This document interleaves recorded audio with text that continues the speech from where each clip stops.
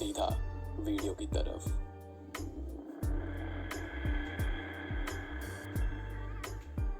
Film की शुरुआत residential area में वीरान पड़े एक ग्राउंड में होती है, जहां पर उसके बगल वाली बिल्डिंग में एक लड़की रेड कलर के दुपट्टे को सुखा रही थी। तभी वो दुपट्टा उड़कर इस ग्राउंड में गिरता है, जिसे वो लड़की आकर उठा लेती है। रात में उस लड़की को एक सपना आता है, जहां पर एक ब्लैक कलर का गोश्त उसे आकर उस ग्राउंड में ले जाकर मार देता है। वो लड़की अब डर के उस दुपट्टे को उसी ग्राउंड में फेंक देती है, जिसको कोई शक्ति अंडरग्राउंड में खींच लेती है। अब हमें फिल्म के हीरो मोहम्मद आसिफ खान से मिलाया जाता है, जो जागो आवाम कमेटी का सीनियर मेंबर था। ये संस्था लोगों को सुपरस्टिशन से एजुकेट करती थी।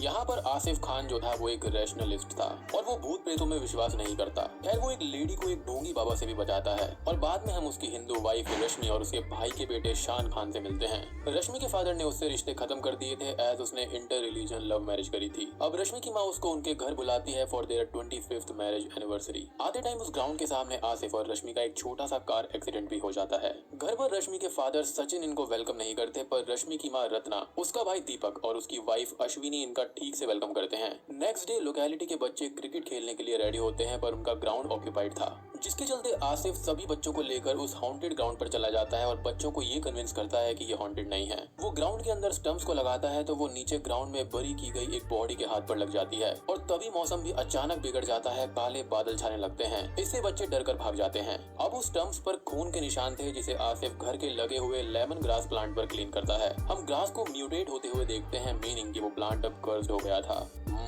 Mutated plant. रात में रत्ना को किसी के रोने की आवाज सुनाई देती है और जब वो चेक करती है तो एक ब्लैक गोस्ट उसे हॉन्ट करता है। अगली रात अश्विनी को भी ऐसी ही एक आवाज सुनाई देती है और जब वो और दीपक चेक करते हैं तो दीपक को भी ये गोस्ट हॉन्ट करता है। रत्ना और अश्विनी एक पंडित के पास गोस्ट भगाने के लिए जाते हैं, जो गोस्ट को कंफर्म करने के लिए 3 विधियां बताता है।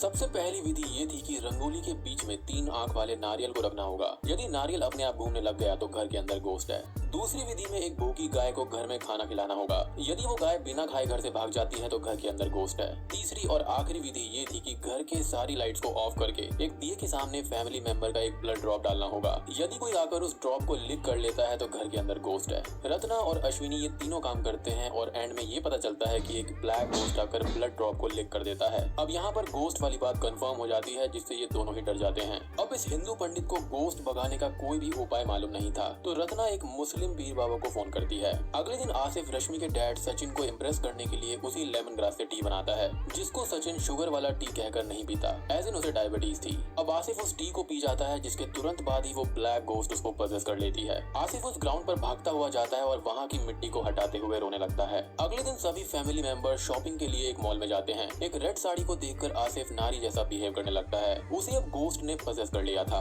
वो एक साड़ी को सभी के सामने ट्राई करता है और लेडीज जैसे सभी से बात करता है। फैमिली मेंबर्स को देखकर शॉक लगता है एंड सचिन आसिफ के इस बर्ताव के लिए उसे थप्पड़ मारता है। और यहाँ पर होता ये है कि आसिफ भी वापस एक थप्पड़ मार देता है और जब आसिफ पोजेशन से बाहर आता है तो उसे कुछ भी समझ नहीं आता कि उसने क्या किया। इसी रात अश्विनी आसिफ को छत पर चूड़ी पहनकर झूमते हुए देखती है। अब हम आसिफ को एक गोडाउन के फ्रिज से क्लाउन के भेष में आते हुए देखते हैं।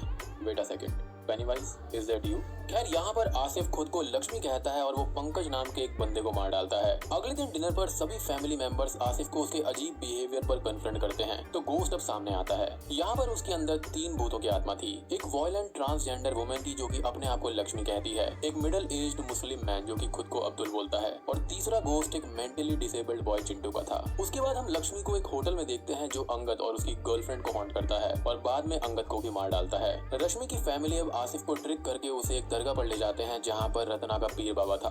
दरगाह पर आते ही आसिफ के अंदर की जो लक्ष्मी थी वो टेंट्रम करने लगती है, जिसे बाबा एक बबूती से कुछ देर के लिए भगा देते हैं। अब आसिफ को फुल पोजेशन से बाहर निकालने के लिए वो पीर बाबा और उनके मेंबर्स को रश्मि के घर पर देखते हैं, जहाँ पर वो रिचुअल स्टार्ट करते हैं। लक्ष्मी सभी लोगों को डराकर भगाने की कोशिश करती है, पर फाइनली बाबा के सामने हार कर अपनी स्टोरी को एक्सप्लेन करती है। और दोस्तों अब यहाँ पर खुलते हैं असली पत्ते, जो कि आई एम श्योर कि आपने कंचना मूवी में देख लिए होंगे। लक्ष्मी का गोस्ट ये कहता है कि वो एक ट्रांसजेंडर थी। उसके पेरेंट्स ने उसको बचपन में ही घर से निकाल दिया था। अब्दुल चाचा नाम के एक भले इंसान ने उसको अपने घर पर जगह दी, जहाँ पर उनका मेंटली डिसेबल्ड बेटा चिंटू भी था। कुछ दिनों के बाद में उसको गीता नाम की एक और बेघर ट्रांसजेंडर बच्ची मिली, जिसको उसने अडॉप्ट कर लिया। उसने उसको अच्छी एजुकेशन दी। गीता बड़ी होकर एक ट्रांसजेंडर एक्टिविस्ट बनी और किन्नर समाज को पॉलिटिकली रिप्रेजेंट करने लगी। गीता अब गरीब और किन्नर लोगों के लिए एक हॉस्पिटल बनाना चाहती थी, तो उसके लिए उसने एक प्लॉट खरीदा गया था। कुछ ही दिनों के बाद में उस ग्राउंड को एक लोकल एमएलए गिरिजा ने गैर कानूनी तरीके से खरीद लिया था और आई वुड से कि कब्जे में ले लिया था। और जब वो गुस्से में गिरिजा को कन्फ्रंट करने गई तो उसकी वाइफ ने एक नाइफ से उसे मार डाला।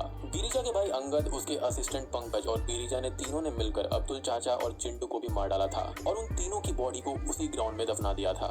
यानी कि जो स्टंप्स आसिफ ने उस ग्राउंड में गाड़े थे वो इसी हाथ पे लगे थे। अब इस कहानी को आसिफ, रश्मि, फैमिली मेंबर्स और वो पीर बाबा सुन रहे थे। बाबा लक्ष्मी से हमदर्दी जताते हुए ये कहते हैं कि उसके साथ जो भी हुआ गलत हुआ, लेकिन इसका ये मतलब नहीं है कि वो किसी और दूसरे भले इंसान को पजेस करके उसके जरिए अपने मकसद को पूरा करे। बाबा अब लक्ष्मी के गोश्त को एक बोतल के अंदर डालकर उसे समुद्र में फेंक देते हैं। वो आसिफ को एक तावीज देकर ये कहते हैं कि जब तक वो उसके हाथ में है तब तक वो पजेस नहीं होगा। अब अगले दिन फुल मून था जो लक्ष्मी के लिए अपने रिवेंज कंप्लीट करने का आखिरी दिन था। आसिफ को अब लक्ष्मी की स्टोरी में अपनी लाइफ स्टोरी दिखती है और वो अपनी तावीज निकालकर लक्ष्मी को एक फाइनल मौका देता है। लक्ष्मी का गोश्त समुद्र से वापस आकर आसिफ को पजेस कर लेता है।